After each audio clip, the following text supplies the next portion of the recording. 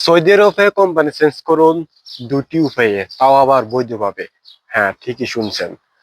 আমরা অনেকেই কোম্পানি বিষয়ে সৌদি আরবে আসি, তারপর আমরা কোম্পানি থেকে ঠিকঠাক ভাবে বেতন পাই না, ডিউটি যা বলেছে তার থেকে বেশি করা, এই নানা রকম বিভিন্ন সমস্যার কারণে আমরা কোম্পানি চেঞ্জ করতে চাই।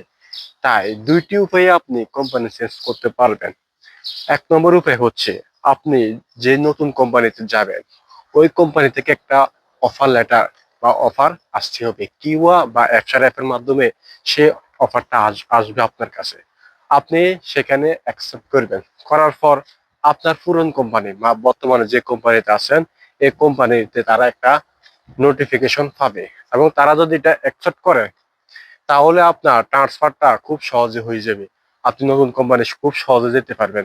যদি নাও করে, আরেকটি উপায় আছে, তা হচ্ছে সৌদি লেবার মিনিস্ট্রি ওয়েবসাইটে গিয়ে আপনি কমপ্লেন করতে হবে যে আপনার ঠিকঠাক ভাবে বেতন দিচ্ছে না, অথবা আপনার কন্ট্রাক্ট পেপারে যে যে বিষয়গুলো উল্লেখ ছিল কিন্তু কোম্পানি তা ফুলফিল করছে না, আপনি অনেক সমস্যা করছেন, এগুলো আপনি ওই অভিযোগে উল্লেখ করবেন। তারপর লেবার মিনিস্ট্রি অফিস থেকে লোক আসবে, এসে এগুলো তদন্ত করবে।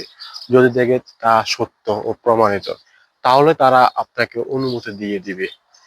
তবে একটা বিষয় খেয়াল রাখতে হবে, প্রথমবার যদি আপনি কোম্পানি চেঞ্জ করেন তাহলে আপনাকে 2000 রিয়াল প্লাস আপনাকে দিতে হবে।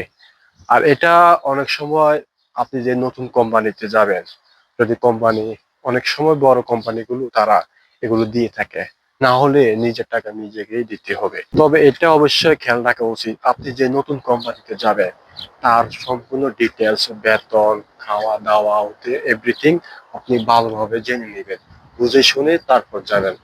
ধন্যবাদ।